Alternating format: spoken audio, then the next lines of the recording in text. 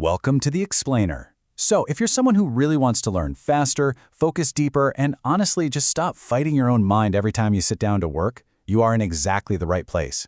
Today, we're looking at a truly radical idea. What if everything we've been taught about willpower, just forcing ourselves to study, is completely backwards?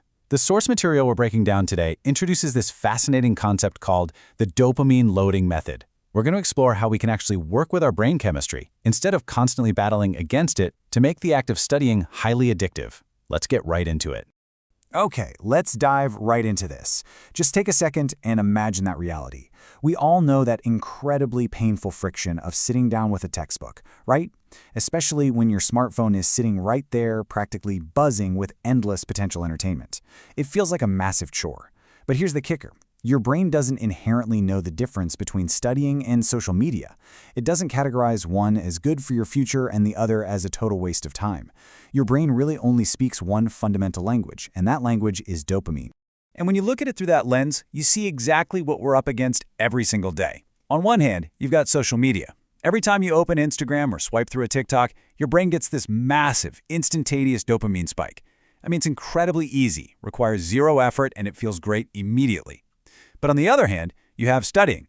It offers a much lower immediate dopamine release. The rewards are delayed by weeks or maybe even years, and it requires intense, focused effort. So when your brain constantly compares these two options, it naturally screams, "Hey, this is boring. Let's go back to the fun, easy stuff." It is literally always looking for the highest dopamine activity with the absolute least amount of effort. So, if you take absolutely nothing else away from this explainer, I really want you to internalize this core truth. You aren't lazy, and you definitely aren't broken. If you feel like you constantly lose the battle to your phone, it's just because your brain is doing exactly what it was evolutionarily designed to do. It's just optimizing for cheap, easily accessible dopamine. Honestly, validating that frustration is step one. You aren't lacking character, you're just trapped in a biological mismatch. But, and this is the exciting part, once we actually understand the chemistry, well, we can hijack it. But to do that, we really have to correct a massive misconception.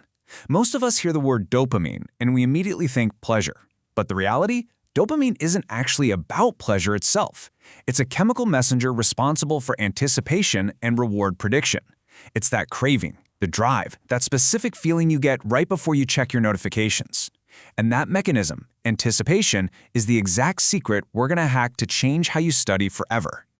Which brings us to Section 1, the weapon, the dopamine loading method.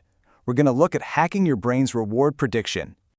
Let's move along and see how this builds. The method works in three distinct sequential phases. Step 1 is deprivation, Step 2 is priming, and Step 3 is amplification. Let's break down exactly how you execute these. All right, phase 1 is deprivation. And fair warning, your brain is absolutely going to hate this step. The goal here is to drastically lower your baseline dopamine before you even look at a book. How do you do that? By spending 30 minutes doing absolutely nothing stimulating. The rules are super strict here. No phone, no music, no talking. You can sit in silence, stare out a window, or take a really simple walk. It's going to feel incredibly uncomfortable because you're purposely creating a dopamine deficit. You're intentionally making your brain bored and hungry for stimulation. And I know that sounds awful, but it is absolutely mandatory if we want studying to feel rewarding later on. Okay, so once your brain is practically starving for input, you move to phase 2, which is priming. The goal here is to create that anticipation we talked about a minute ago. Right before you open your books, you're going to take just 2 minutes to visualize yourself studying successfully. Just picture it in your head, feeling that deep satisfaction of finally understanding a tough concept or effortlessly solving a complex problem. Because dopamine is triggered by predicting a reward, this incredibly simple visual trick manually forces your brain to start releasing dopamine before you've even read a single word. It's like revving the engine. Now here's how we lock that behavior in. Phase 3 is amplification. As you study, you're going to manually inject dopamine rewards into the process.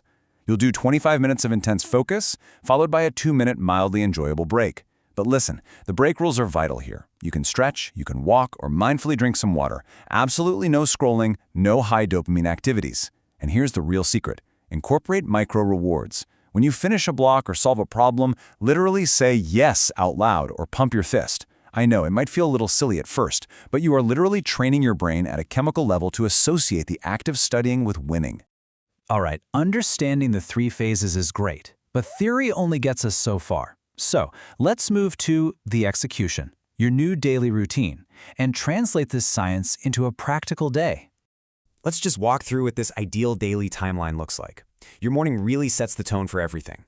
When you wake up, do not touch your phone. This is absolutely critical to keeping that morning dopamine low. Instead, drink some water, make your bed, maybe take a cold shower if you're feeling brave. Then, you enter your pre-study phase. That's those 30 minutes of dopamine deprivation where you just let your brain get profoundly bored. Next comes your study blocks, using that 2-minute visualization, the Pomodoro technique of 25 minutes on and a few minutes off, and making sure to celebrate those small wins. When midday hits, your breaks and meals need to be mindful. No screens, get some sunlight, maybe do some light exercise. And finally, the evening. You can absolutely enjoy high dopamine activities like playing video games or watching TV. But the key is they are earned, and they come with a strict time limit to keep you in total control of your chemistry. Now, I want to be completely honest with you here. Rewiring your brain requires pushing through some serious initial friction. This brings us to the trial and triumph, managing expectations and the 5-day challenge. So, the crucial point to remember is this number: 3. The first 3 days of this routine will be absolute hell. I want to boldly lean into that discomfort right now so you're fully prepared. Your brain is going to aggressively resist this new structure. It's so used to getting its dopamine for free, and it is going to beg you to give up and go back to easy distractions. You really have to expect this resistance. Just recognize it for what it is. It's simply your brain throwing a massive chemical temper tantrum. But if you can just hold the line for those first 3 days, we reach a major turning point. Days 4 and 5. This is where the magic happens. Around this time, your dopamine baseline officially resets. And suddenly, studying doesn't feel like a chore anymore. It actually starts genuinely feeling satisfying. And it's not because the textbook changed, but because your brain changed. When your baseline is reset, understanding a new concept gives you a genuine rush. Solving a tough problem literally feels like leveling up in a video game. You stop forcing yourself to study, and you actually start wanting to do it. Because of that incredibly fast timeline, here is the challenge based on our source material. I want you to try this for just 5 days. Don't worry about being perfect, and please don't overwhelm yourself thinking about doing this forever. Just commit to 5 days.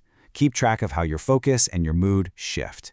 But a major warning here: you must guard your dopamine fiercely during this time. Your brain is highly adaptive, which means one 3-hour social media binge can instantly reset your progress and put you right back to square one. Treat your new dopamine baseline like it's precious. The ultimate goal here is to take the addiction mechanism in your brain and aim it directly at growth, learning, and becoming the person you actually want to be. As we wrap up this explainer, I want to leave you with this really powerful final thought from our source material. You're not fighting your brain, you're reprogramming it. The dopamine, the drive, the obsession, it is all already inside of you. You're just redirecting it away from a glowing screen and toward your own potential. If you master this, you master your life. So my final question to you is this: now that you hold the keys to your own chemistry, what will you choose to make your brain addicted to next?